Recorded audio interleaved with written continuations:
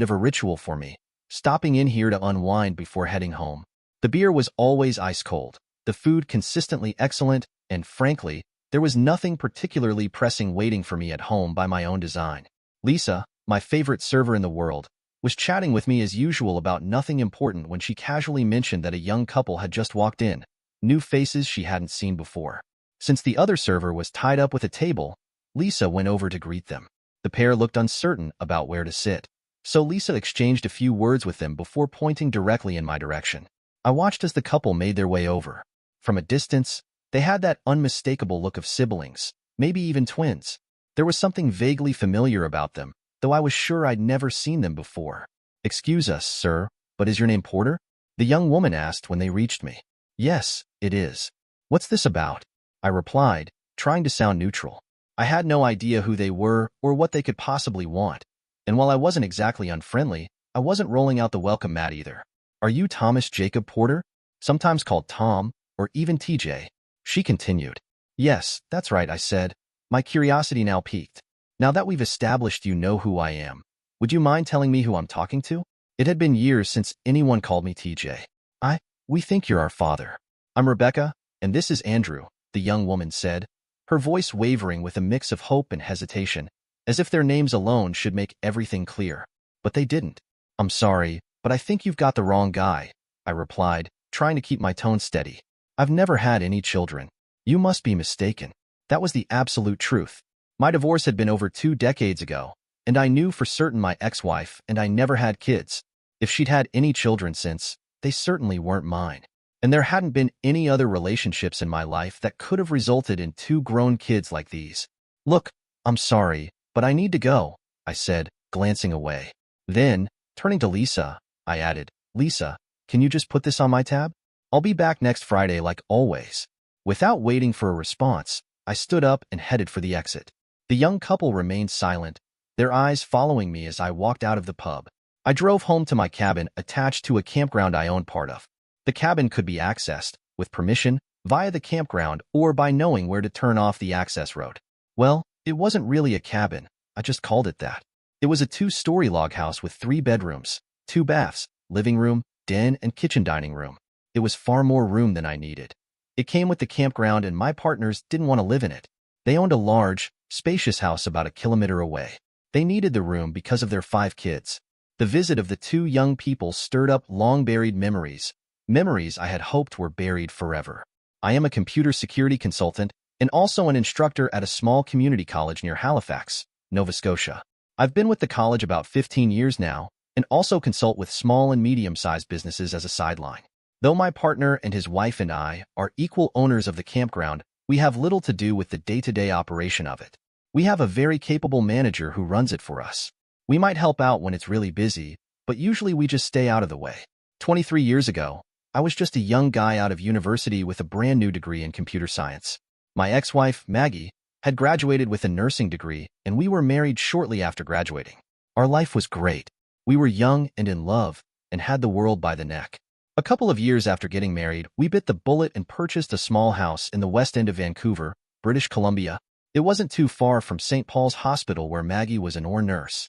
The commute to my job took all of 10 minutes by bus in inclement weather, or about 30-minute walk.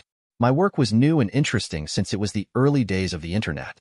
In-depth and complicated security needs had yet to rear their ugly head at the time, and we were all busy developing new programs and services. It was an exciting time to work in the industry. Our company was expanding almost daily, and I was quickly rising through the ranks by virtue of seniority if nothing else. However, I did know my job and found myself being asked more and more often to train new hires on our programs and systems. Though I'd never had any formal training as a teacher or instructor, I found I enjoyed that part of it. The only blot on our total happiness was the passing of our parents within months of each other. Mine were killed in a multi-car accident on an interior highway. I was devastated, naturally, since I had no other immediate family. Maggie's mother had come down with an aggressive form of breast cancer and mercifully died quite quickly without too much suffering. We always thought that her father died from a broken heart. He was devastated by the loss of his wife of 30-plus years and was never the same after she passed. He left us about 6 months after she did. As I was, Maggie was an only child. The only benefit out of the whole mess was we were able to be debt-free except for a small mortgage remaining on the house. Truth be told, we'd rather have had the debt than lose our parents. I had a bear of a week. My team called me on Sunday to troubleshoot a problem, and then all week I was working from early morning until around 10 o'clock at night. I hardly saw Maggie during that time, at least awake. I was just too tired and she was usually in bed by the time I got home. In the morning I was gone before she was awake. I'd get home, eat something or other and go to bed, get up early and the whole thing would start again. So it was on that fateful Friday. We'd been married about 3 years when that world and everything I valued came to an end. I came home from work late Friday evening, as I had all week, to find that Maggie had moved out. Everything, and I mean everything, that could have been considered hers was gone, including our car. Well, actually it was hers. I was never on title, and she owned it before we were married. To say I was frantic would be like saying the sun is hot. It was obvious that she'd been planning this. I never saw any hint of it coming. The hospital would only tell me she had taken a leave of absence, and they didn't know where she was. They wouldn't say when she'd be back. I searched all our favorite dining and watering holes, and called everyone we ever had any kind of relationship with. I waited the requisite 48 hours before filing a missing person report with the police. They didn't sound hopeful. I reluctantly went back to work the following Monday.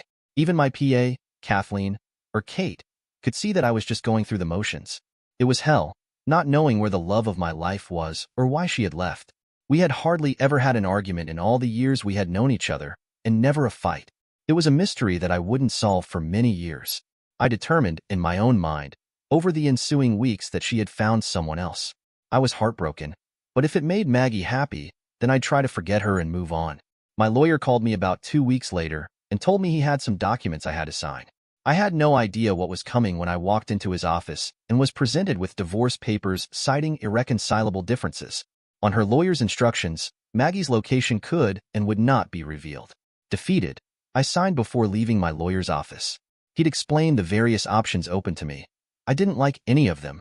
I did, however, get him to include a note asking her lawyer to pass on asking why she had left me.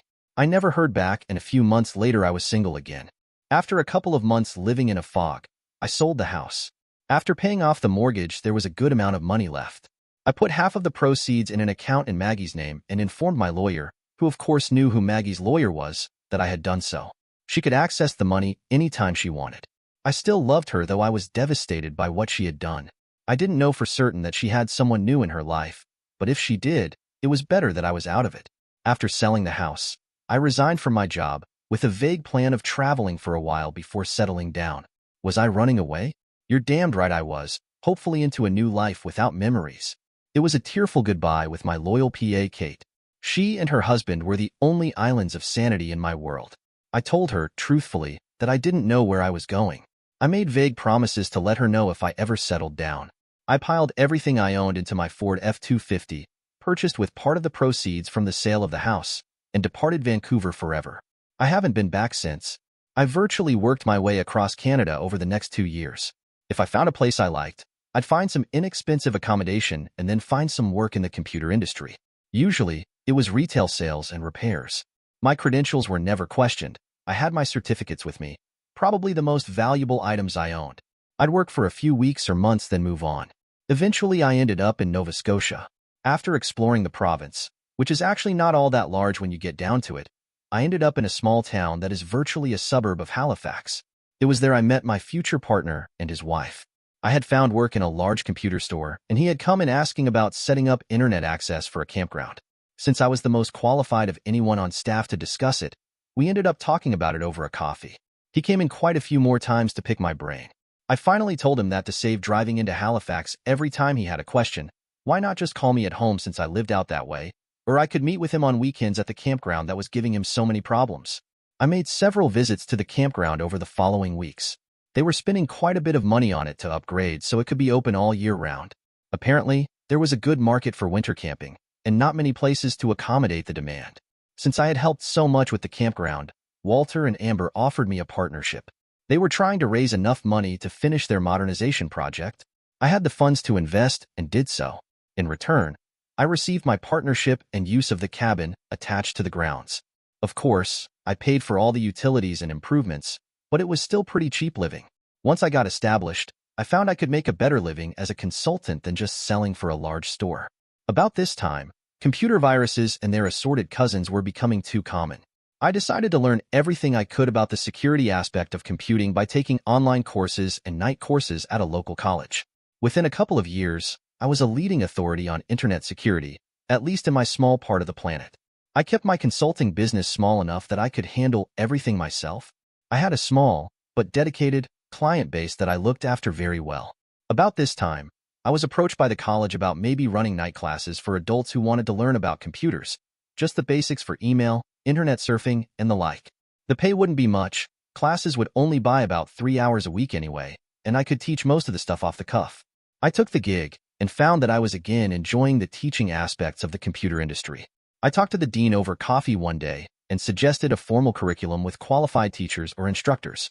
If the program got started, he promised that I'd be grandfathered so that I wouldn't need a teaching certificate or master's degree. Eventually, they did start a program based on Microsoft Windows products. There were several different programs and certifications.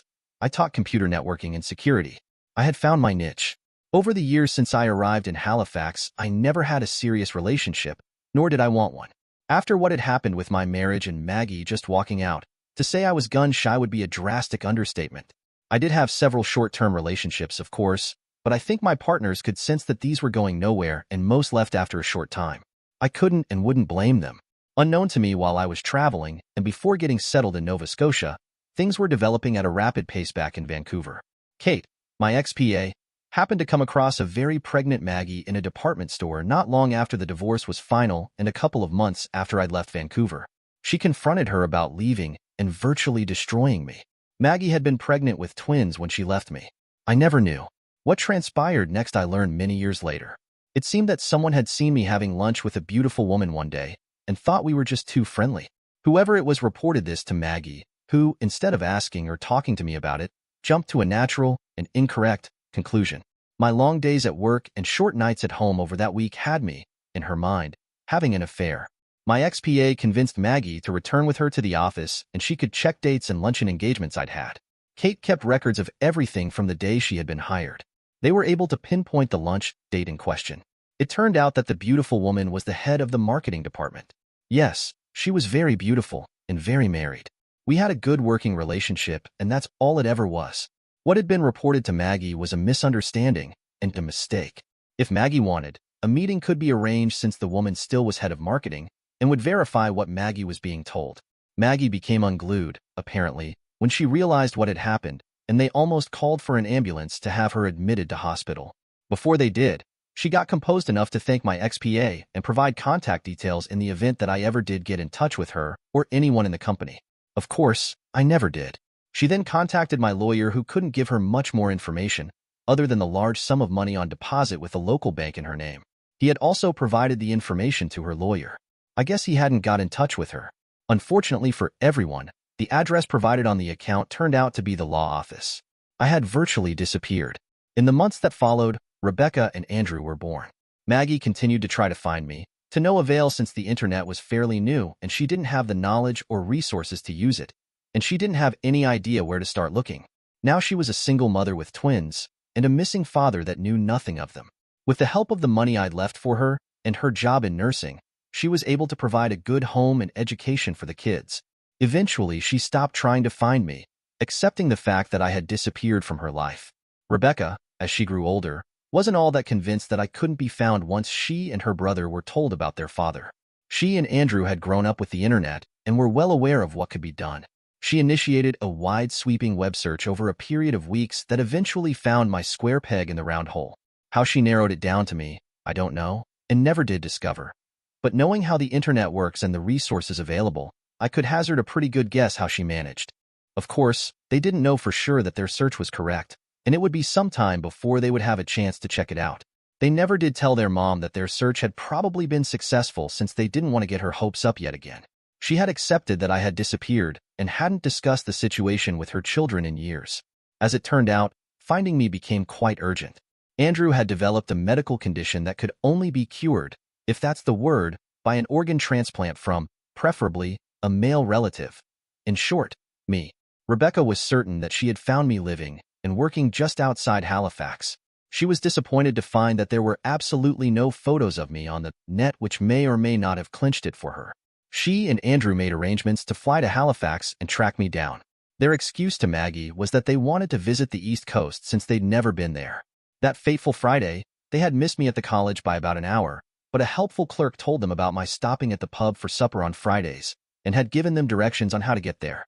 I still wasn't aware that I was a father and was blissfully unaware that the two had only begun to confirm that I was their father. The next morning, I received a phone call from Rebecca. "Mr. Porter, I'm really sorry to disturb you. My name, as I said yesterday, is Rebecca Porter. I'm almost positive you're my father. Look, Miss Porter, I've been divorced for over 20 years. I don't know where my ex-wife is, and I know for a fact that while we were married that we didn't have any kids. I'm sorry, but I don't think I'm the Porter you're looking for. Look, Mr. Porter, I hate to be a pest, but I think I can prove you're our father. Is there somewhere we can meet? I have some documents and photos I'd like to show you. If, after that, you still feel that we're not related, we'll walk away." I thought about it for a few seconds. Okay, I guess I can listen to what you have to say. "Where are you right now?" "We're at the Bayview in Halifax." She gave the name of a mid-scale hotel near downtown Halifax. "Okay, do you have my address?" No, not really. All that shows up on the GPS is a campground." "That's right. I live in a home attached to that campground. Just drive in and go to the main office. I'll call and tell them you're coming. They'll give you directions to the house and the code for the gate." "Mr. Porter, I promise. I think this will be worth your while. Thank you for agreeing to see us. I think it might take us some time. We don't know the area. I'll be here waiting. It's not that far. Thank you so much. You don't know what this means. We'll see you in a while." She ended the call and I called the office at the campground to advise them I was expecting visitors, probably in half an hour or so, and to give them the access code to the gate for the house. I decided to use the time I had to shower and clean up. Since it was Saturday, unless I had some kind of engagement, it was my habit to just hang out in my sweats, reading or watching TV. I was sitting on the deck sipping a coffee when the rental car pulled up in front of the house. I waved to the young couple and indicated that they could come up the outside stairs to join me, which they quickly did. Rebecca was dressed in shirt and jeans with comfortable-looking clogs. Andrew followed slowly behind as she came up the stairs, dressed in t-shirt and jeans. I mistook the slowness for lack of interest. Actually, it was because he was quite ill. "Mr. Porter, it's good to see you again. Thank you for seeing us. I know it's an intrusion." She was obviously the spokesman for the two of them. "Well, since you told me I wouldn't regret it, how could I refuse? Can I get you a coffee or something?" "Sure, coffee would be good." Andrew takes it black. I use a bit of whitener or cream, whichever you have. I went and poured 2 additional mugs of coffee and brought them out on a tray with some cookies and the whitener. Once they got their coffee going, I got right down to it. "Okay, you say you have documents and photos. What have you got that brought you to Halifax?" Rebecca opened a briefcase that contained several file folders. The first documents were their birth certificates, showing their mother as Margaret Elaine Porter and their father as Thomas Jacob Porter. Well, so far the names were correct, but I wasn't buying until they pulled out a photo of a young Maggie standing beside a young me at our wedding reception. Mom had the original of this on a shelf with other photos for as long as I remember. "It is you and her, isn't it? You look the same, older with less hair, but the same. Where did you get this photo?" I was only half listening to her. Until now, I'd put all those horrible memories far behind me. Like I said, our mom has the original on a shelf with other photos. I scanned it to bring a copy with us. She pulled more photos out of the folder and laid them on the table in front of me. Most of these are us growing up, graduating, that kind of thing. There's a few of the 3 of us. Mom was always involved in what we were doing. I was stunned. These 2 were actually my children. I hadn't known a thing about them until this very moment. Tears were welling in my eyes as I asked, "How is it I didn't know about you 2? Your mother wasn't pregnant when I last saw her so many years ago." "Well, Mr. Porter, I mean father. Can we call you Dad?" In a fog, I nodded my assent. "Mom was waiting to surprise you when she left you. I can tell you a bit about it, but not too much since most of it happened before we were born." Rebecca went on to relate what she knows of what had happened after I left Vancouver. "So, your mother never remarried?" "No, she never even had any boyfriends. She was so absolutely devastated at what she had done that it took her a long, long time to come to terms with it. We were too young to appreciate it at the time, but she spent a lot of time in therapy, learning to live with her mistake." My voice couldn't hide my bitterness. "Yeah, she left without a note or anything. To this day, I don't know why she would do such a thing. It took a long, long time for me to move on. I'm not sure I ever want to go back to remembering what used to be. I don't know that I'd ever be able to forgive her for that. I took a deep breath. What you haven't told me is why you came looking. Like it's not that you needed me now. You grew up without a father and seem to be doing okay. It's not her or us, it's Andrew. She doesn't know we're here, or at least that we came looking for you. She thinks the two of us are just here on vacation. Andrew has a medical condition that will kill him unless he receives a transplant. The thing is, it should be from a male family member. And I'm it? Yes. I know we don't have any right to ask that of you, but it's Andrew's only hope. Andrew, you haven't said anything. Does she usually do all the talking for you? Yes, sir. Ever since we both learned how to talk, she's never stopped. He gave a small grin. I know, as Rebecca says, that we really have no right to ask, but you're my last hope. No other treatments have worked, and we've tried everything since we didn't know who or where our father was until just recently. So just what is it you have? And why just you and not both of you if you're twins? That's a fair enough question, he replied. Apparently, it's something that only males can develop, or predominantly males anyway. The actual word is about 10 syllables long, but it basically boils down to me needing a liver transplant since my liver is failing, and it should be from a male family member. So, Rebecca managed to track you down. It took quite a while. Nobody expected you'd be on the East Coast. Even that lady that used to work for you, the PA. You mean Kathleen? Yes, that's right. She goes by Kate. Anyway, she told us that you never did get in touch with her despite saying you would. I think she even called a lawyer you used to use, and even he didn't have any idea where you were. I don't really need to explain, but well, after that happened. I just wanted to leave that life and everything that happened behind. I'd succeeded fairly well, too, until yesterday when you two showed up. I still couldn't wrap my head around the fact that I was, and had been all this time, a father. So after all these years out of my life, you just show up hoping I'd donate an organ? Sorry, that's a bit blunt, but look at it from my point of view. Until a few minutes ago, I never knew you existed. Yes, I mean, we appreciate that. It's a lot to ask. Mom doesn't know why we've come here. She doesn't know we found you. Okay, as a working hypothesis, if, and I mean a big if, I agree to this, where is this transplant supposed to take place? And what makes you think I'll even qualify? Like, I've never been tested or treated for this stuff. Okay, first, we've been working with St. Paul's Hospital in Vancouver. If it goes ahead, and we really do understand your reluctance, we're hoping it would be there. I interrupted. No way, not in Vancouver. I'm never, ever setting foot back there again, and you can take that to the bank. We thought you might say that, so we had them contact a hospital here in Halifax. As for testing and treatment, since you're a related male, the only test required would be to confirm that, and that your liver function is adequate. Then it's just a matter of arranging hospital time and dates. Rebecca had this all figured out except for one thing. I hadn't yet agreed to anything so radical. It's not like someone my age just gives up part of a liver, or any other organ, just because we're asked. We sat in silence for quite a few minutes. Of course, my mind was swirling in 100 different directions. I wasn't all that sure that Andrew and Rebecca knew exactly what they were asking, or the implications as far as it related to my future well-being. I broke the silence. Look, this is a bit much to digest all at once. I'm going to need time to think this over.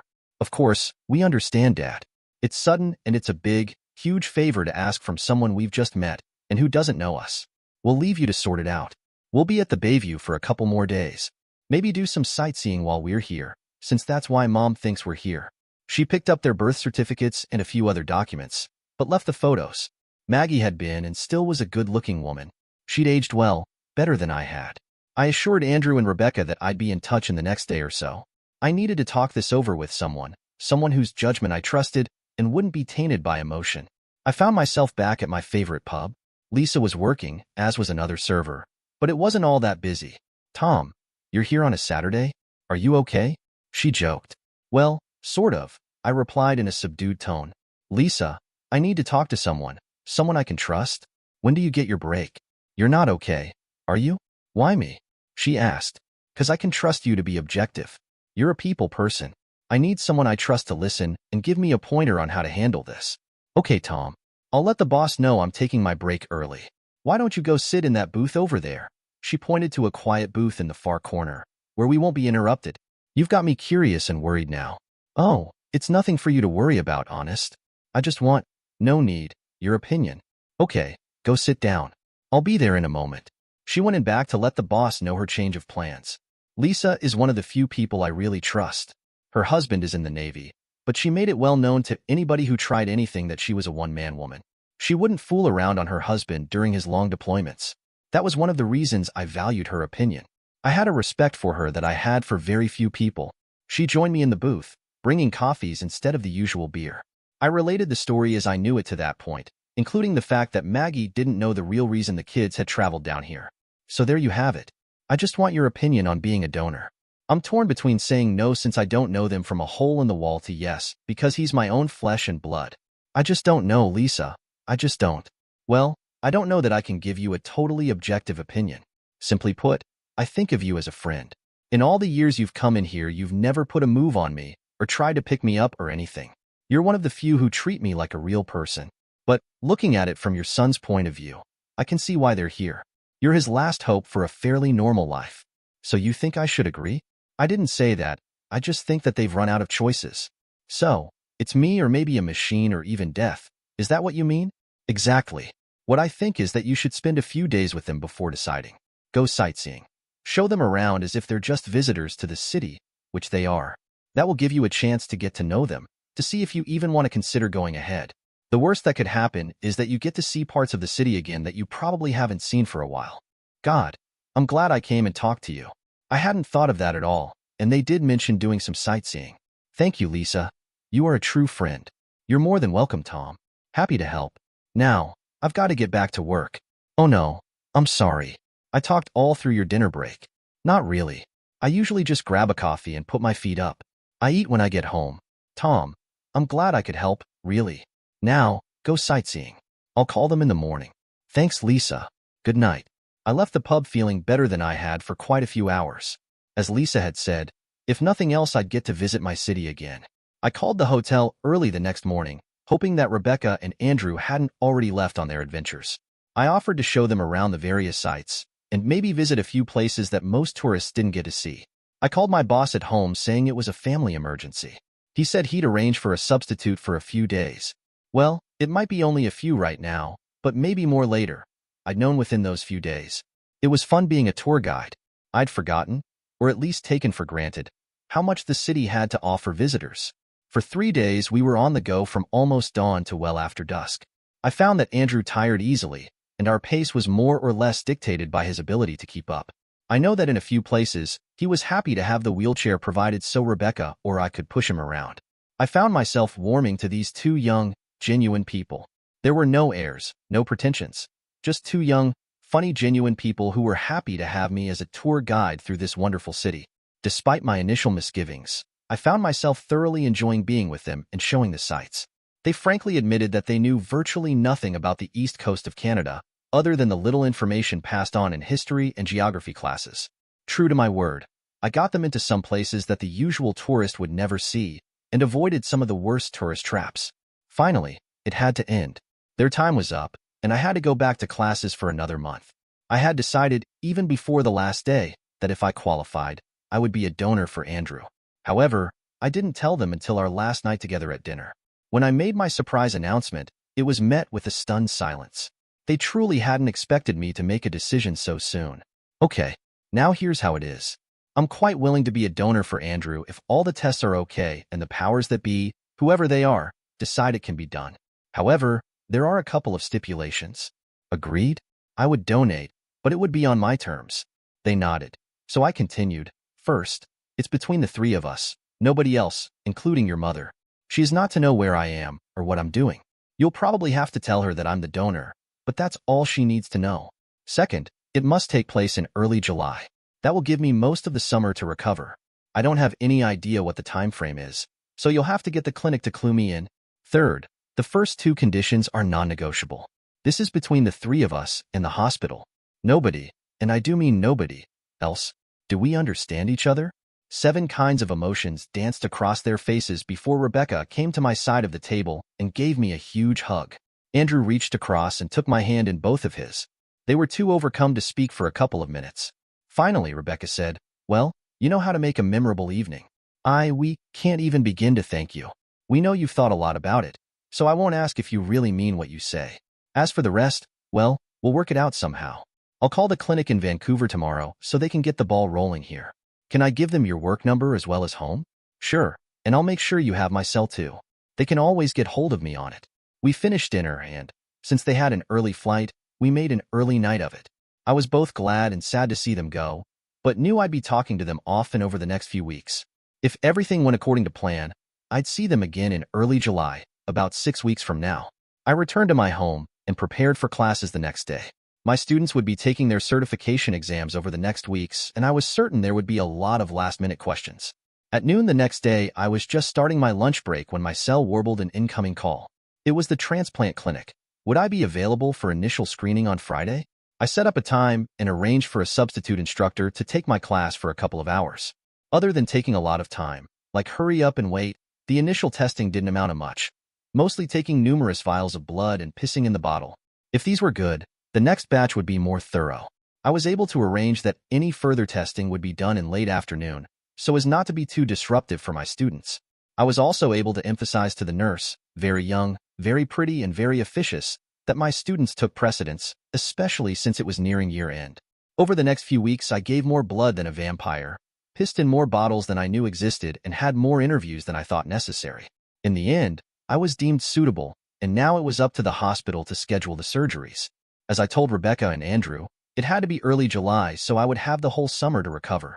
During all this time, I was getting constant phone calls, text messages, and emails from Andrew and Rebecca, filling me in on what was happening on the West Coast. Finally, I got word that the surgeries, since both Andrew and I had to be done at the same time, were scheduled for July 4th. They actually arranged for his surgeon to fly to Halifax to do the actual transplant. The next thing was accommodation. Andrew would be in hospital for at least a month, probably more, and me anywhere up to a month, depending on how well and how fast I healed. I decided to offer my home to Rebecca since she would be coming in daily to support Andrew, and for that matter, me, post-surgery. She readily accepted, stating that she really hadn't looked forward to living in a hotel for that length of time, especially at the height of tourist season. I had the room, so why not? They arrived late on the afternoon of July 2nd and were on their way to the hospital early the next afternoon. With some trepidation, I entered the hospital in the early evening. Andrew and Rebecca were already there and waiting for me since his preparations took longer.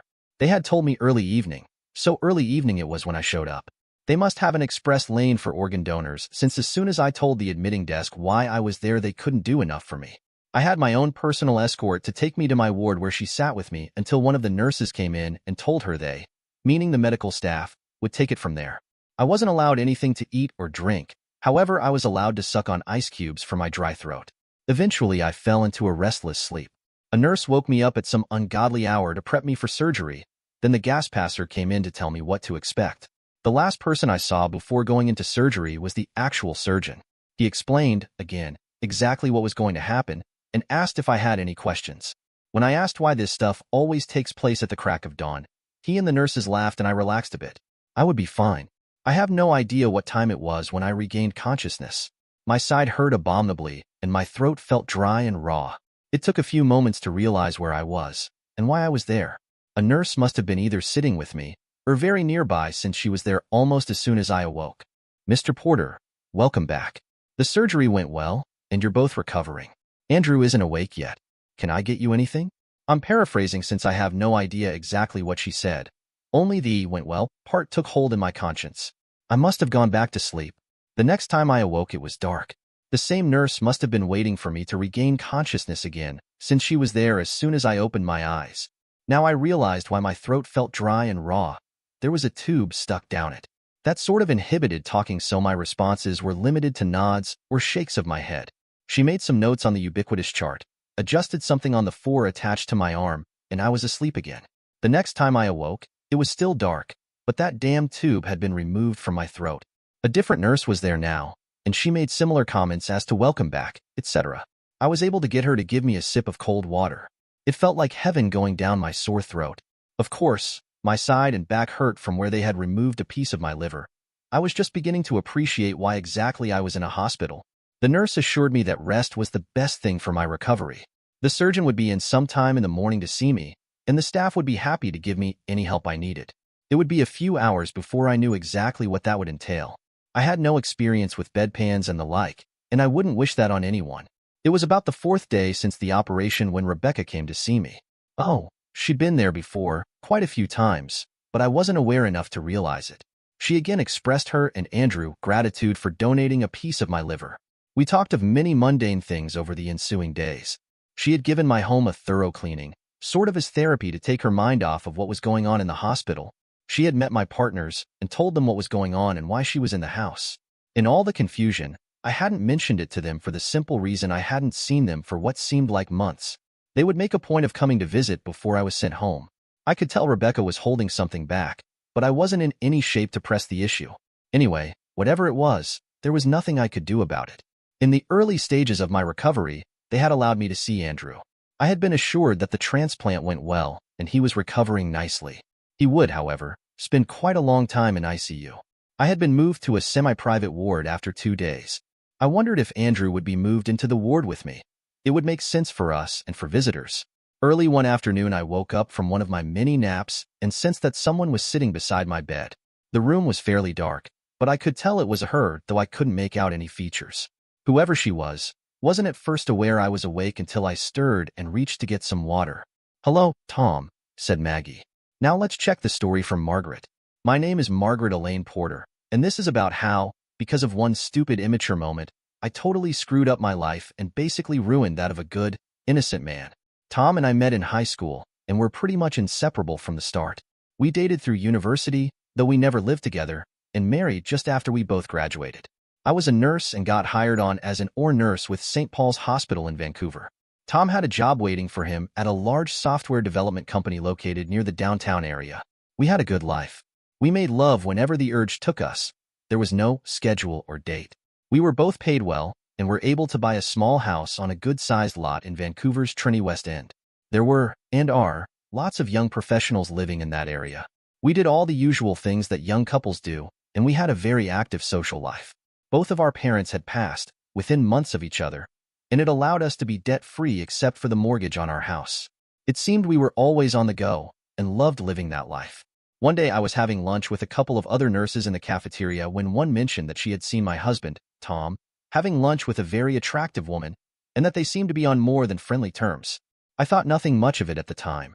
Tom was always having lunch with clients or even his team members. The following weekend was nothing special until Tom got called into work to help his team troubleshoot a problem they had been working on all weekend. As leader, he usually would only be called in on the weekend if there was some sort of emergency. I didn't see him until late Sunday night, and by the time I got up Monday, he had already left for work. I hardly saw him all week. He was gone before me in the morning and usually arrived home late, much later than usual, would have something to eat and collapse into bed, and the whole thing repeated for the entire week. Because of this, for some reason I remembered the conversation of the previous week and came to the conclusion that he wasn't working, he was having an affair. Stupid and immature, I know. When the situation kept repeating, by Wednesday night I was convinced. Thursday, I arranged for an indefinite leave of absence to begin the next day. Of course, Friday he was gone before I got up as he had been all week.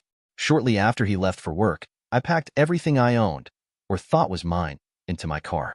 I had found, by chance, a fully furnished apartment in the nearby city of Burnaby. I could commute to work by transit since it ran right past the front door of the apartment block. When I left the house for the last time, I never even left a note for Tom to tell him I was pregnant and he was going to be the father of twins, or why I was leaving. I settled into my apartment and found a lawyer who specialized in divorce cases. After some discussion, we decided that the reason would be irreconcilable differences as opposed to adultery, since I really had no evidence to support that. I also had him stipulate that my whereabouts or contact information was absolutely not to be provided to Tom or his lawyer. My lawyer received the documents back, signed, about 2 weeks later. Attached was a note from Tom asking why I had left. I never did reply. In hindsight, which is always 20/20, I wish I had, or even better, that he had contested the divorce. After about 2 months, I went back to work. I could work up to about the 8th month of my pregnancy, which was going well. Except for the huge hole in my heart, I was doing okay. It must have been about 3 months after the divorce was final that I met his PA, Kate. Of course, she accosted me, asking why I had ruined a good man's life. Left him without a word. I'm afraid I wasn't very pleasant to her, since I believed at the time I was the wronged party. She adamantly defended Tom, and even persuaded me to accompany her back to her office so I could see for myself that Tom was totally innocent. Kate was able to show me, since she had all his calendars for the years he'd worked there, that the woman in question was head of marketing for the company, and if I wanted confirmation that it was business, she, Kate, would arrange a meeting. Everyone knew Tom had a good working relationship with the various department heads. All he had done was have lunch with a colleague. I'm afraid at that point that I totally lost it. I was embarrassed, of course, but worse, I was just now realizing how wrong I had been to doubt the love of my husband, the love of Tom. The enormity set in, and the staff at his office, or what used to be his office, almost had to call an ambulance. I was nearly hysterical. I managed to settle down enough to thank Kate, determined that nobody had heard anything from Tom since he'd quit, and leave her my contact information in case they ever did hear from him. I went back to my apartment and cried myself to sleep. I must have slept, finally, for about 10 hours. I called the lawyer that Tom had used for the divorce and arranged to meet him. He provided me information for a bank account that Tom had opened for me, along with an accounting of the sale of the house. The lawyer had no idea where Tom had gone, and hadn't heard from him since the sale of the house. Tom had disappeared. Everything I tried came up empty. Nobody we knew or ever socialized with had heard a thing about him or from him since the day of the divorce, or since he had left. I was on my own with 2 babies due in a couple of months, and it was nobody's fault but mine. After the kids were born, I went back to work. Because of the money Tom had left for me, we lived better than most single-parent families. Rebecca and Andrew grew up to be funny, smart young people. They always had good grades throughout school, and no parent was prouder when they walked across the stage to graduate from high school. They both had academic scholarships to university. It was about this time that Andrew became sick. When he finally got to see a specialist, the news wasn't good. He needed a liver transplant from a male donor who was also a family member. I could only think of one possibility, Tom, and nobody knew where he was. I wasn't aware that the kids had managed to find their father using the internet. I seldom used a computer, used to doing things the old-fashioned way like telephone and actually writing letters, snail mail as the kids call it. After they had graduated, they advised me that they were taking a vacation and flying to the East Coast since they had never seen it. Although I was somewhat surprised at their choice, I trust them and they made the arrangements. They left about the middle of May. They returned about 10 days later. I knew from their demeanor that something was going on, but for the life of me I couldn't figure out what it was. There were numerous hushed phone calls, late evening emailing, and the like. I could only surmise it had something to do with Andrew's illness. The fact that they were actually corresponding with Tom never occurred to me. Dumb, I know, but I didn't understand the power of the internet and how well my kids had adapted to it. Finally, the day came when they were to fly back to Halifax. That's when Rebecca broke down and told me everything about why they had gone to the East Coast, how they had found and met Tom, and how he had agreed to donate part of his liver to Andrew. That accounted for all the secret phone calls and emails. I was really pissed at the two of them for holding out on me until they told me of the conditions for the transplant. I was not to be informed, at least his whereabouts. Rebecca and Andrew had sat down one night and discussed it at some length. They decided since he was going east for major surgery, I had to be told, even though the one major condition for Tom agreeing to the transplant had been broken. They vowed to keep that betrayal from him. They flew to the East Coast the next morning. I was torn in 10 different directions. Should I leave things as they are since we had both gone on with our lives? Should I fly down? What would I say to Tom? Could I really expect him to forgive me after all these years? Did I even deserve to be forgiven? I thought and thought about it for 2 days, then decided that I would take some vacation time and fly down to Halifax, but I wouldn't tell Rebecca or Andrew until I actually arrived. I'd call Rebecca on her cell from the Halifax airport. I flew out to Halifax on the same flight as the kids, only 5 days later. Andrew had had his surgery and was improving daily. Rebecca didn't mention Tom. I called Rebecca as soon as I got off the plane while waiting for my baggage. Here it was the height of tourist season, and I hadn't even booked a hotel room. I hoped I'd be able to stay with Rebecca, at least for a few days. Rebecca was a bit upset when I called. It turns out she was living in Tom's house while he was in the hospital. Now I didn't know what to do. Rebecca did drive out and pick me up. We talked about it on the way back into Halifax and decided to go straight to the hospital. Accommodations could be sorted out later. First, we went to see Andrew. He seemed to be doing quite well and said he felt a lot better. Weak, but better. He made a few jokes about his condition. I knew he was on the mend. He hoped to be moved from the ICU in a couple of days. I didn't want to go, but Rebecca dragged me down to Tom's room before she returned to talk to Andrew. It was a 2-bed ward, but the second bed was empty. I looked down at the man I had wronged. He was just as I remembered him, though he'd lost some hair and was graying. Other than that, he was almost exactly like I remembered, and exactly who I had loved and wronged. He awoke, stirred, and reached for a water glass. I said, "Hello, Tom." It took me a few moments to realize that it was Maggie standing there. What was she doing here? How did she know? Rebecca and Andrew would have some explaining to do. As it was, I had no desire to interact with Maggie or talk to her at all. I pushed the call button for the nurse who came into the room almost instantly. Mr. Porter, are you okay? Do you need anything? Yes, I croaked. Get her out of here. I don't want any visitors. The nurse escorted Maggie out before she had a chance to say any more. That part of my life was over, and I had no desire to revisit it. Rebecca came into the room a short time later, after visiting Andrew. Dad, I'm sorry. We told her before we flew out here, but didn't know she was going to fly out as well. I didn't know until she called me from the airport. What does the phrase between the three of us mean to you? You and Andrew gave me your word. Looks to me like you can't be trusted. I managed to croak out. Dad, I hoped you wouldn't feel that way. Yes, we had to tell her. She would have figured it out anyway. She's an OR nurse, for God's sake. I honestly had no idea she would fly down here. Can we talk about this later? We have to find somewhere for her to stay. In my croaking voice I said, if I was feeling any better, you both would be looking. I'm really pissed and disappointed in you. When you give your word, it's supposed to mean something. It builds a trust. If you break your word, you break the trust. You're going to find life really hard if you can't keep your word. Now get out of here. I don't want to talk to you. I turned my head away so she couldn't see the hurt in my eyes. She left the ward, quietly crying. Eventually I went back to sleep. As the doctor said, rest was the best medicine. It was easy to get my body to rest. I was too sore to move much, but not so easy for my mind. I was really pissed at the two kids, well, young adults, I guess. But as much as I was upset, I felt that sometime I should hear from Maggie exactly why she left me without a word. I'd have to think about it for a while. I was far too tired and upset to think rationally. At Rebecca's suggestion and Walter and Amber's insistence after Rebecca asked them, Maggie moved into the third bedroom of Tom's home. She didn't have too many affordable choices. The room was pretty much bare except for a bed and nightstand. Obviously, it was used mostly for storage. Amber came over shortly after Maggie and Rebecca arrived from the hospital. She knew about Rebecca and Andrew, but nothing of Maggie, or even who she was. After meeting Maggie, Amber knew this situation was going to be, to say the least, awkward. She knew Tom was divorced, of course, but he had never discussed the matter. She knew he seemed content to live by himself and have a quiet, uneventful life. Over coffee, the three women discussed what should be done.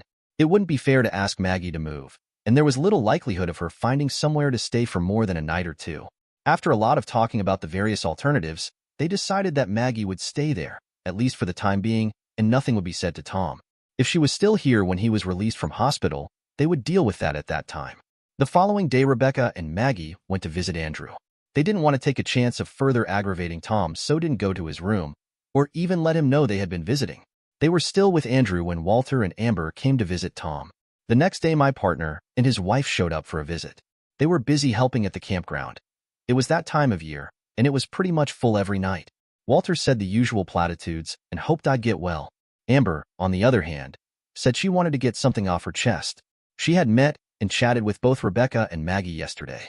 Tom, I know it's not Walter and me, it's not our place to tell you how to run your life. But I have to say this. You really should talk with those two women. I think Rebecca is more upset at herself than you for not keeping her word.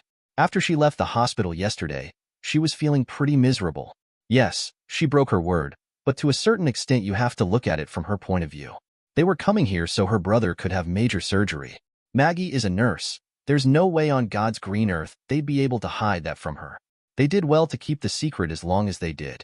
I muttered. Where I come from, your word means everything. If they wanted to tell their mother, why didn't they ask me first? I can't answer that. All I can say is they're both extremely grateful to you for your sacrifice, and yes, that's exactly what it is. Me and Walter, don't know the story with your ex. You've never mentioned it, and we didn't feel it to be in our place to ask. My point is, now that she's here, maybe you should sit down and talk with her once you're out of here and feeling better. She says she'll be here for a few weeks, until Andrew is back on his feet. And exactly what would that do beside dredge up memories best forgotten? I wasn't going to let her off that easy. I have a life here, a good life. I'm quite content living the way I do. All those memories will just bring back the hurt and betrayal. I don't need that. Amber was more insightful than I gave her credit for. Yeah, you're content, but you're not happy. There's a huge difference. You teach, you consult, then you go home to that huge empty house. You may be content, but that's all you are, and you're content by yourself. Yeah, you're right. But if you want to argue about it, you'll lose. I'm by myself by choice. After what Maggie did to me, I made a pact with myself that I would never, ever allow myself to be put in a position where that could happen again. I made that pact to myself over 20 years ago, and I haven't seen one single thing that would make me change my mind. Nothing. My voice was quickly tiring, as was I. This was taking more out of me than I had to give. Look, I appreciate what you're saying. We'll agree to disagree on this. Now, I'm getting pretty tired and losing my voice. Can we do this another day? Of course, Tom. Sorry to lecture you. Sometimes I get carried away. She gave me a light peck on the cheek and left, followed by Walter after he just patted me on the shoulder and gave me a small grin. He didn't need to say anything. He could sense what I was thinking. Over the ensuing few days, I received more and more visits from the surgeon who had operated on me. I should have been getting stronger, but wasn't. The doctor who performed the actual transplant had returned to British Columbia as soon as he was satisfied that Andrew was on the mend. I didn't realize it at the time, but I had developed a post-operative infection and was running a fever. Antibiotics were having little effect, and it looked like they might have to open me up again. That decision was made for them when I lapsed into unconsciousness in the middle of the night. I guess all the machines I was hooked up to started beeping and sounding some kind of alarm. I didn't wake up until 2 days later. I was back in ICU. A nurse was in the room with me, monitoring everything, taking temperatures, blood pressure, and all the rest of it. She saw that I was sort of awake. Mr. Porter, welcome back. We were really worried about you. I'll let the surgeon know you're back with us. Be right back. She quickly left the room, only to reappear a few minutes later. Okay, we advised the surgeon. He's in or right now, but will come in as soon as he's finished there. Meanwhile, you just rest. Someone will be with you at all times until they tell us different. I just nodded my head a bit. I couldn't do much else with a tube down my throat and wires running everywhere. When I awoke a while later, the surgeon was in the room discussing me, quietly, with the nurse. They noticed that I was again conscious. Mr. Porter, I'm Dr. Brown. You gave us quite a scare. You developed a post-op infection from your first surgery when you donated part of your liver. We tried to fight it with just antibiotics, but they didn't work. I had to operate again to discover the source of the infection. You had an abscess. We don't know exactly why, but it does happen. You're on very strong antibiotics and will be for a while. Your fever has abated somewhat, but we'll be monitoring you here in ICU for a few days. You just continue to rest. That's the best medicine we can give you. I'll check in every day. Meanwhile, the staff will take good care of you. He made some notes on my chart and left the room.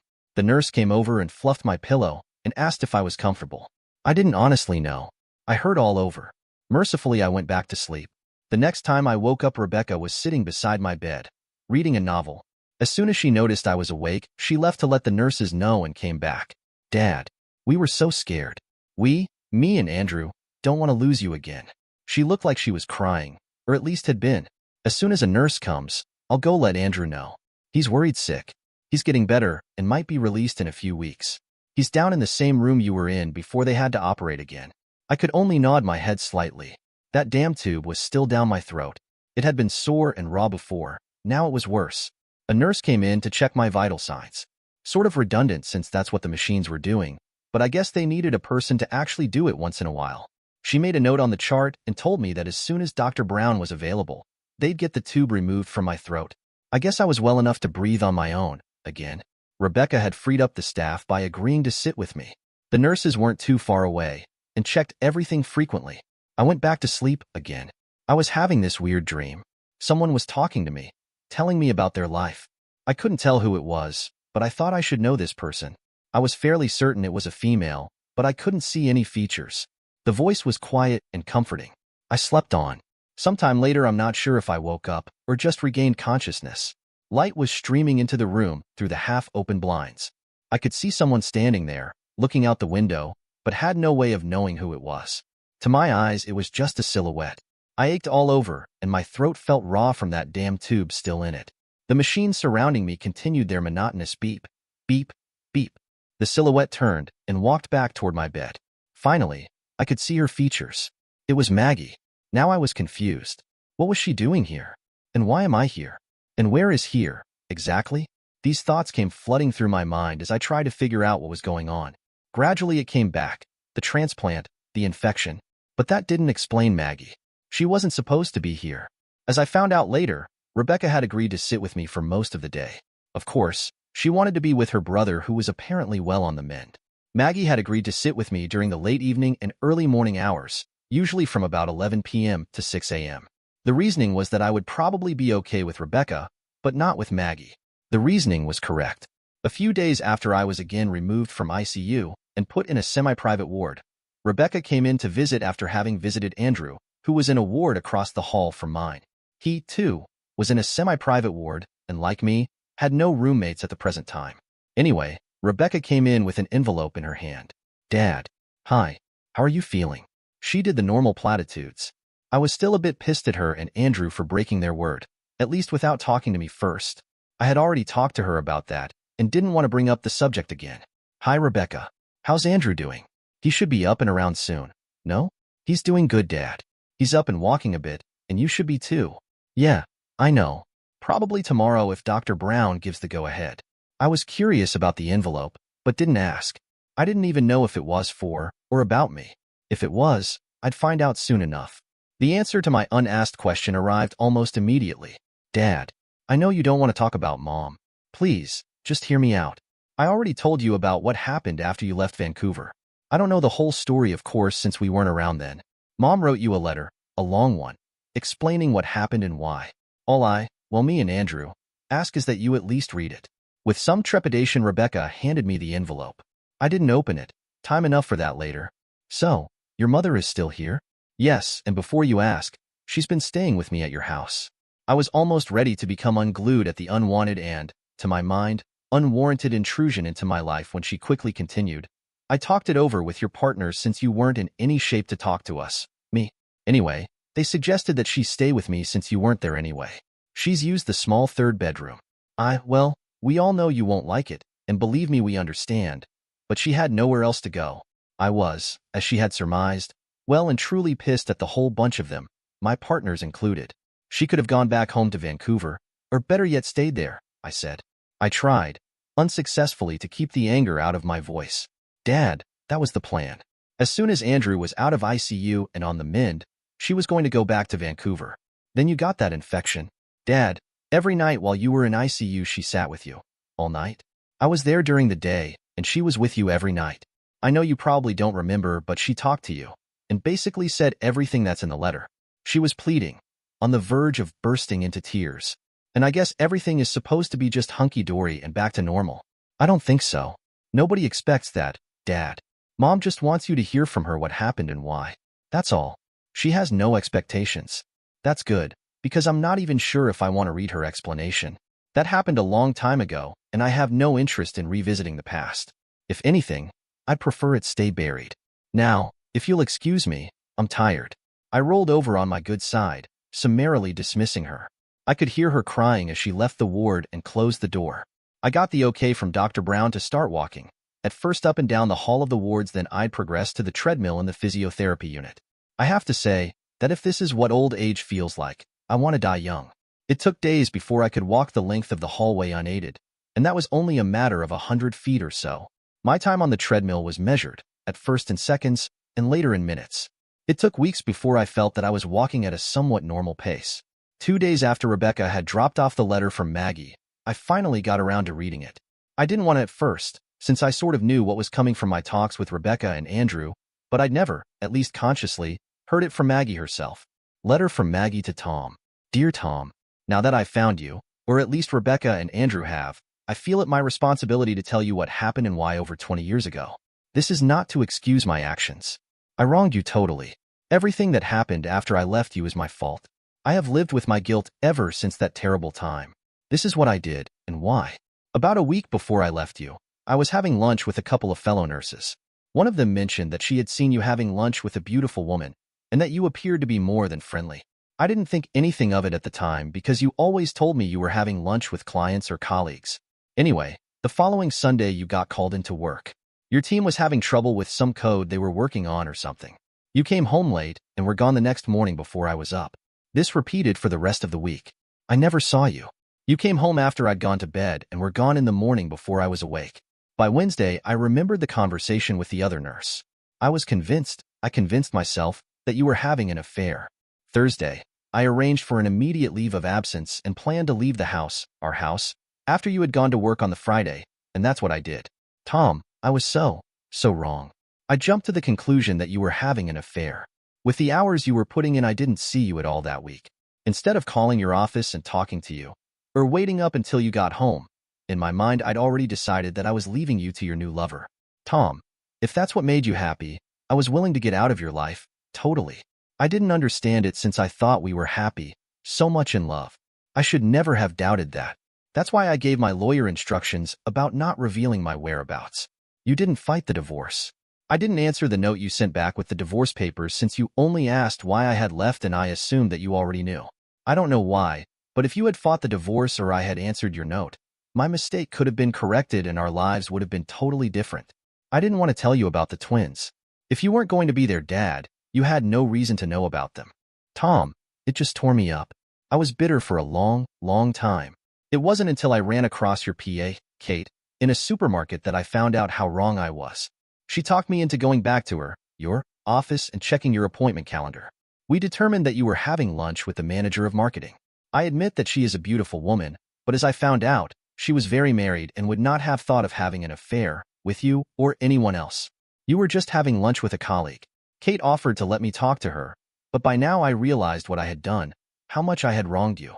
I still had a couple of months until the twins were born and did what I could to find you during that time. Tom, dear Tom, I was so wrong. You had disappeared, and it was totally my fault. The children would not have a dad while they were growing up. I spent a long time in therapy, learning to live with my guilt. It's never left me, the guilt. I just learned how to accept that it will always be part of me and try to get on with my life. I kept our wedding portrait on the mantle of the house where I raised the twins. I know now that Rebecca made a copy and gave it to you. I have many others, of us or the twins or with me and the twins. Instead of having you, the man that I loved totally, all I had was a memory. I never, ever wanted to be in a situation where I could so grievously hurt someone else again, so I never remarried. Actually, I hardly ever dated in all these years. As much as I wounded you, I had also wounded myself, and I have never, not ever forgiven myself for what I did to you. I have always hoped that you were happy with your new life, wherever it was. You have met Rebecca and Andrew. They are two wonderful kids who managed to grow up without a dad. They asked about you, naturally, but I could only tell them what I had done. I didn't know until a few days ago where you were. If it hadn't been for Rebecca and her knowledge of computers and how to get information from the internet, I'm afraid that I would have died with the guilt I have, and you would never have known. I can't speak to the generosity you have shown Andrew. How does one describe giving back a chance for a normal life? You did that, Tom, without having had the joy of watching your children grow up, to be with them at their sporting events, to see them grow and mature into two wonderful, young adults. You weren't there for any of the highs and lows while they grew up. You weren't there, and it was all my fault, not yours. Dear Tom, I don't expect you to forgive me, although I hope beyond hope that at some time you'll at least not hate me. You don't, and didn't deserve what I did to you. I do so much want to sit down and talk to you, to hear the voice I miss so much, to tell you in person how much you still mean to me. I understand if you don't want to talk with me, but I'm hoping you will. Love, Maggie. Phew, that was quite a letter. Yes, she accepted blame, but also revived a bunch of memories I had thought I had left far behind. A life that used to be a long, long time ago. It was evident that Maggie had no expectations of me one way or the other. I wasn't sure how to, or even if I should, answer it. Rebecca came in to see me later that day after I'd read the letter. She didn't mention it. Andrew was up and walking. Since his surgery was a lot more intensive than mine, I quickly passed his level of convalescence. He would be in the hospital for at least another 3 weeks. Me, maybe a week or week and a half. If Maggie was staying until Andrew was out of the hospital, my home could become a very interesting place to live. Or not. I began to explore alternatives. I didn't think I was ready, or even wanted, to face the situation awaiting me back at the campground. Salvation of a sort came from my partners. If I wanted, I could bunk at their place until Maggie and Rebecca were gone. They had a granny suite down in the basement that was mine to use as long as I wanted. This immediately solved 2 problems. Where Maggie would stay once I returned home, and the awkward situation that would have resulted if she stayed in the house. They arranged with Rebecca to bring some of my clothes over. I wouldn't need much since I wouldn't be doing much of anything except walking and going to physio at the hospital. I was released from the hospital a week later. I read and reread the letter many times over the next few days. I was also remembering that voice I thought I heard, either in my sleep or when I was unconscious. From what Rebecca had told me, the voice could only have been Maggie's since she had sat with me all night. every night while I was in ICU, and Rebecca did say that Maggie talked to me while she was there. Rebecca was a frequent visitor, and my partners began to treat her like an older daughter, in addition to the brood they already had. Andrew was healing and would soon be released from hospital. Then they would all return to Vancouver and I could have my house back. Rebecca sat down with me one afternoon to advise me of the proposed timeline, then said, "Dad, I know what you're going to say to this, but please hear me out. It's Mom. I'm worried about her. Now that she knows where you are, all the guilt she felt is coming back to the surface. I told you about her years in therapy, just so she could at least live with it. Dad, it's tearing her apart. She doesn't expect you to forgive her, but she doesn't want you to hate her either. Could you just talk to her before we go back home? Please." I don't, and didn't hate her. It took a long time for me to get over her, to accept that she was gone. Why would I want to revisit all of that? Maybe because you still care for her in your subconscious? Years ago, you would have been right. Now, I don't think so. She's just someone from my distant past, someone I used to know. The fact that she's your mother has nothing to do with it. Neither does the fact that I'm your father. I was never your dad. Dad, we know all that. It wasn't your fault, something Mom always said. What is past can't be undone, but maybe you could at least see if you want to start over. If nothing else, become a friend to her, to us. With you and Jamie, I plan to become part of your lives in any case, since I'm now part of Jamie, or he's part of me or something. But I'm not all that sure that I want to, or even should, revisit the past. I've built a good life here and have accepted that I'm by myself, and that's by my choice. I haven't seen or heard one thing from anyone that makes me want to change that. Yeah, but like Amber says, you're not happy. That's right, and you know something? That's not at all bad. I'm content with my life. I don't need excitement or any of the rest of it. Happy died a long time ago, the day your mother left me without explanation. I don't expect to see Happy again in my lifetime. Revisiting what used to be or could have been surely won't change that. What used to be or what could have been are meaningless, and there's nothing I can think of that would change my thinking on it. So you won't see her, talk to her? I thought about it for a few seconds, then said, "Tell you what, for you and Andrew, I'll meet with her for a few minutes. Don't read anything into it. I'm doing it for you too. After that, once I'm mobile, I'll just get on with my life here." She profusely thanked me and literally skipped out of the basement suite and to her rental car. She'd bring Maggie over the next day before my scheduled trip to physiotherapy. The next afternoon, just after I'd finished lunch, they drove up. The door was open since it was a nice day. I just waved them in when Rebecca knocked on the doorframe. Maggie looked almost the same as when I'd last really seen her so many years ago. I felt a little tug at my heart upon seeing her, but it soon went away. "Hello, Tom," she greeted me. "Thank you for agreeing to see me. It means a lot. You're looking good, a bit older, but the same as I remember." "Hello, Maggie. Come in and sit down." Rebecca made like she was going to leave, so I added, "You too, Rebecca. I want you here for this since you did all the arranging. But Dad, stay. You don't have to talk, but you stay." She sat down like an obedient puppy. Maggie sat beside her on the sofa, and I took the recliner. "So what did you want to see me for, Maggie? To make sure I don't hate you? Hoping something will happen between us?" My voice was flat, not angry or upset or anything, just flat. "Tom, I just wanted to thank you for what you did for Andrew. And yes, I'm hoping you don't hate me. I don't expect anything, honestly, but I'm hoping you no longer hate me. Maggie, I never did hate you. It took me years to get over the hurt and betrayal I felt, and I have no desire to revisit all that. What I did for Andrew, well, it was the right thing to do. I plan on being part of Rebecca and Andrew's lives from now on, but between us I don't want or expect anything. We'll be acquaintances, but that's all. I've got a good life here. I'm content and don't need any more than I've got. I am glad, Tom. Really. What I did, well, you know how I feel. I wrote that letter from my heart. You would be justified in hating me, but I've hoped beyond hope that you don't ever since I found out that Rebecca and Andrew had found you. You say you don't and never did hate me. I really have no right to ask for more, and I won't.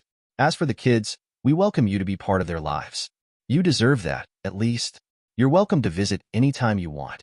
That won't happen, Maggie. I won't ever set foot in Vancouver or the Lower Mainland again. I told Rebecca and Andrew that, and I meant it. If Rebecca and Andrew want me to visit, either they come here or it's somewhere neutral. But it won't be in the Vancouver area, and that is not negotiable. I understand, Tom. I think I might feel the same way. But one last thing before we go. You should get hold of Kate, the woman that used to be your PA. She'd love to hear from you. She doesn't know you've been found, but I suspect either Rebecca or Andrew, or both, will be telling her. They got up from the sofa and headed toward the door. Rebecca came over and gave me a hug, tears running down her face. Dad, thanks for everything. We fly out in 2 days, then you can have your house back. If Andrew is up for it, I'll bring him over tomorrow. She walked out the door, followed by Margaret, who turned as if to say something. I feel Margaret's gaze on me, piercing and unflinching, just as it was all those years ago. But she's not the same either. She looks older, more lined, a little worn. I don't know what she sees in me anymore, but I know what I feel: anger, betrayal, a well of confusion that could drown me if I let it. I speak, my voice rougher than I intended, each word like ripping a scab open again. 20 years, Margaret. 20 years alone, without a reason, without a word from you. Do you know what that does to a person? My voice is thick, each word scraping against a rawness inside me. I've kept this pain buried for so long, layered over with resentment and the empty ache of abandonment. But now, looking at her, it all threatens to spill over. Every night, I say, my voice barely a whisper, I wondered if it was something I did, or something I didn't do. I waited, hoping you'd come back, or at least give me an answer. But there was nothing, just silence. I swallow hard, feeling the heat behind my eyes. You left me with a life half lived, Margaret.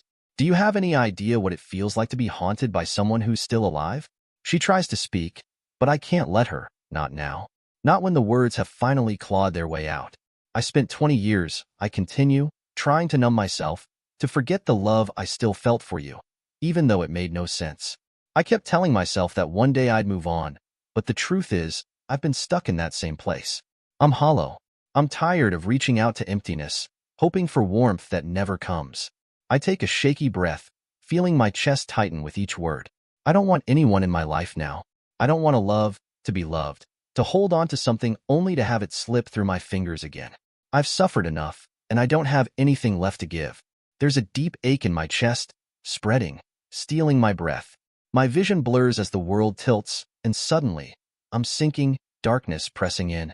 Margaret rushes toward me, her voice a distant echo. I feel her hands, warm against mine, and for the first time in years, my anger softens. With my last breath, I manage to whisper, I still love you, Margaret. I never stopped. I feel my strength fading, the world narrowing to the warmth of her hands wrapped around mine, trembling, holding on as if she can keep me here just by the strength of her grip. Through the haze, I hear her broken voice, soft and trembling.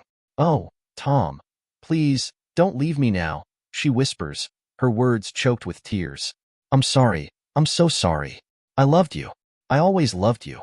Her words wrap around me like a balm I'd longed for, but had given up ever feeling. Her face is close, and I can just make out the tracks of her tears glistening as they fall onto my cheeks, her hand brushing my hair back with a gentleness I remember so vividly it aches. Don't go, she pleads, her voice shaking, her fingers pressing against mine as if to bring me back. I was wrong to leave. I should have stayed. I should have fought for us. My lips form a faint, final smile as I squeeze her hand one last time, as if to tell her it's all right, that I understand now. I don't have the strength to speak, but I hope she feels my forgiveness, my love, that it's all there in my touch. As my vision fades, her sobs grow distant, and I'm swallowed by a gentle, quiet peace. For the first time in 20 years, I feel whole, loved, as I slip away, leaving the last of my pain in her embrace. Margaret stands at Tom's grave, her fingers numb from clutching the bouquet of white lilies she brought for him, the ones he used to bring her back in the beginning, before everything fell apart, before she made the decision that tore them both in two. She gazes at the headstone, tracing his name with her eyes, feeling the weight of all the years, all the words that can never be said now, pressing down on her heart. She came back, all these years later, expecting anger, silence, maybe even hatred, but she never thought she'd find the man she fell in love with still inside him, buried under the pain. And in those last few hours together, she saw it.